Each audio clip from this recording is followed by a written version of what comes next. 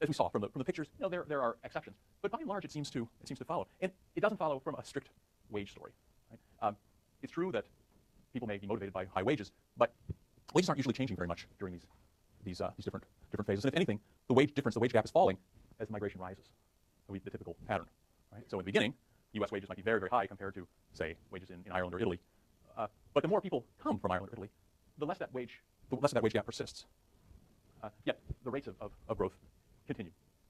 I will suggest that the demographic transition may be a better explanation. May fit this factoid a little bit better than simple push-pull wage stuff. Okay, the demographic transition is more than a factoid.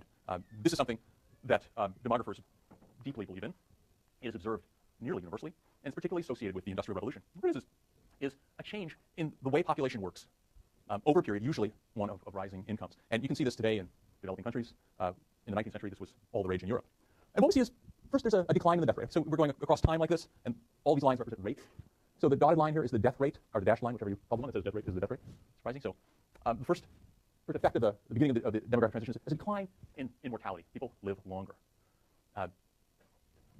What that brings about is, of course, an increase in the rate of natural increase. Natural increase being births over deaths. If deaths are falling and births are staying constant, you're going to have more births than deaths, and that means you're going to have population increase, right? Not? Okay. So the first half of the story is one of population increase. Second half, birth rate starts to fall, death rate stays low, and the rate of natural increase falls, so the rate of population growth falls. Population doesn't fall, but the rate of increase slows. So we go from a kind of stable, more or less stable, maybe slowly growing population. There's a big bulge. Population grows very, very suddenly for a demographer would be over a century. Okay? And then it flattens out again at a higher level, but with a new set of stable rates. But under the first regime, the population growth rate is stable, or the population is stable, it's not growing a lot. But it's where fertility and mortality are both high. Women are having lots of babies, and lots of people are dying. At the end of this transition, people are living much longer, but women are having fewer babies. Right? But the population is again stable. Now, there's a lot of interesting conjecture about what happens next in Europe, and especially in Europe and in places in Asia as well. There's an interesting question of whether these birth rates continue to fall. But we'll reserve that discussion for another day. This part of it, we're pretty sure happens. So it doesn't happen exactly like clockwork in every country. The death rate increase? I think that's.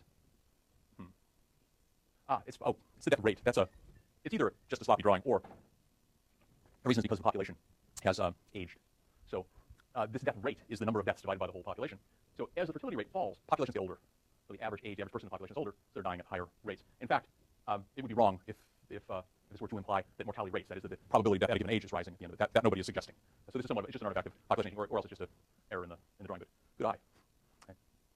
In general, the main point is that things they're stable over here, they're stable over here, but in the middle there's a big bulge. Okay, so that big bulge is, of course, where migration comes from, or where it may come from. Because as a country industrializes, the economy's growing, right? So there are more jobs. But if the mortality rate falls and the birth rate stays constant, and we get this increase in the natural rate, what tends to happen is that there are more young people at the beginning of this industrial phase. The population is growing faster than the number of jobs. Right? So we certainly see that in most industrializing countries in the 19th century. Conditions are pretty rank at the beginning phase of the Industrial Revolution. We see that even in life expectancy in cities being considerably lower than in the countryside, and such other evidence as that. So what we're positing here is that the combination of lots of young people and an economy that doesn't quite absorb them makes it for a lot of people who are susceptible to migrating. Thus, as this goes up, you can see the possibility that this is the growth phase of the stylized immigration cycle. And then, as the population again stabilizes at lower fertility and lower mortality, the economic drive for migration is lessened, and the rates of migration will tend to fall a bit. Right? It's not a perfect explanation, and empirical attempts to fit it to data haven't always gone perfectly well. Right? I mean, there tends to be, the lags aren't exactly predictable, but there seems to be something here to it. I mean, once again, there are no perfect explanations for it, but this is a stylized fact. This is something we observe among most migration streams. This is something that we observe pretty much universally. And it's the reason why demographers can confidently say that the population will stabilize, the world population will stabilize in the middle of the 21st century at about 9 billion. It's because we fervently believe that this is how populations work. So we put this fact together with the stylized fact, and I think you can see that there's reasonable overlap. This has some explanatory power in that story. Now, I think we can probably, let's see. Yeah, I think I'll skip this.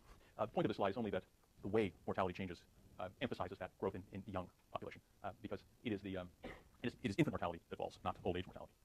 But more important than that is the attenuation of mortality crisis. Okay? Along with a secular decline we just saw in mortality, along with the falling death rate, something observed in Europe starting around 1750, which is around the time the Industrial Revolution begins, is also that the volatility is changing too. In this plot, I believe, is Swedish mortality swings, and you see that what's going on over time is that the range over which the death rate moves up and down is getting narrower and narrower. So in addition to people living longer, lives are becoming more predictable. And that's a hugely important piece of the story. Massimo Littibacci argues, I think convincingly, that without this, you can't really have an industrial revolution. Because if you have uncertainty like this in whether your children will survive, for example, then decisions about how much to invest in things like education become much stickier. Right? If you have to have 7 or 8 or 9 children in order to have 2 survive, you really can't send them all to school. And if you can't send them all to school, it's hard to see where all those great inventions are going to come from. So this is another one of those cycles. The Industrial Revolution, we believe, promoted lower mortality. But lower mortality, too, promotes the Industrial Revolution. They really work very much together. The demographic transition is happening against this backdrop. To get an idea of how important it was to Europe, you can see that in 1800, Europe is about 21% of the world's population, and in 1900, it's 25%, which tells us, I think, that it's moderately important. Not hugely, but then this is going on elsewhere also. All right, let's see. Okay, a second important factoid about migration in the 19th century is its geographical pattern. Here again, it's hard to explain this. It's hard to explain this graph at all, but it's hard to explain this graph by simply relying on wage differences, for example. What this is, can anyone see what that is? Does anybody perceive this to be a map of Europe? Oh, good. Okay, this is a map of Europe. And it's drawn, wow, by hand, I would imagine.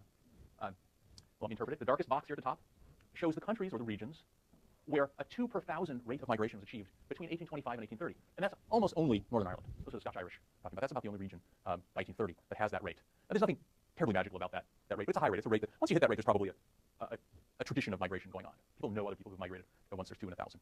Okay, so it starts there. Then what happens? 1836 to 40, we see, which is the square boxes, right? So, okay, so it becomes Southern Ireland in 1836 to 1840. So this is all that's going on. These we'll see these are still large numbers of people, and there still are people migrating, as we know from Germany by this period, but not at this magical rate. But as time goes on, what happens is migration spreads, it diffuses from northern and western Europe, gradually including England, first Ireland, and then England and Scotland, and eventually Germany, and finally only by 1906 does it finally get to Russia and Greece and such places. Right? So it takes a while to interpret this graph. It is this idea of diffusion.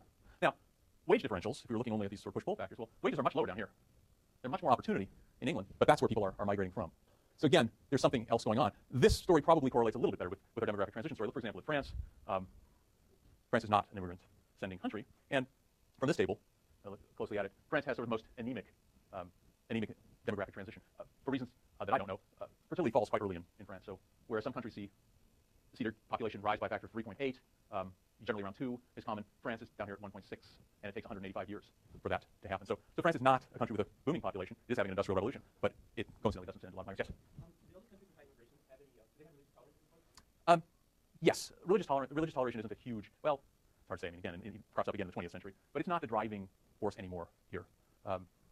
These places have established state religions, state churches. So there are tax money going to support the state churches, but the levels of persecution are much lower. Even England finally emancipates the Catholics in the 1830s. So it's not a huge issue, but certainly that's. On the other hand, there's still anti-Catholicism in the United States that we'll talk about. So it is still an issue. It's still in play, but not to the extent that it was when it was simply illegal to be Catholic, for example. Yes. Yes. What does that mean? Well, as you see, it's also late. Mexico is undergoing, is a really developing country. It's undergoing its demographic transition presently. So from between 1920 and 2000, 80-year duration, the population rose by a factor of 7. Because the fertility rate was very, very, very high in Mexico. That's falling now, as fertility is falling largely everywhere. So even though that's a pretty surprisingly large number on this table, all the developing countries tend to have larger numbers than we expect because mortality falls a little quicker. Here, in case of developing countries today, medicine really does matter, whereas in the 19th century Europe, not so much. Okay, I want to give a few minutes so that we can hand out the exams. I will, let's see, I said exams, but I meant labs. Next week, I will continue this lecture on Monday, and we'll also turn to a more general discussion of the Irish and the Germans. On Wednesday, we'll talk about the labs. That will be a little bit out of order, but I want to do that so that we can draw a line under the material for the midterm, which is Friday. Right? So the stuff we go over on Monday will be maybe on the midterm. Wednesday, we'll talk about things that have nothing to do with the midterm. Then Friday, you'll enjoy taking the midterm, and then we'll go on. Okay, so Alma, you will have the A through K, see Alma, K through L, L through Z, is it? See Sabat.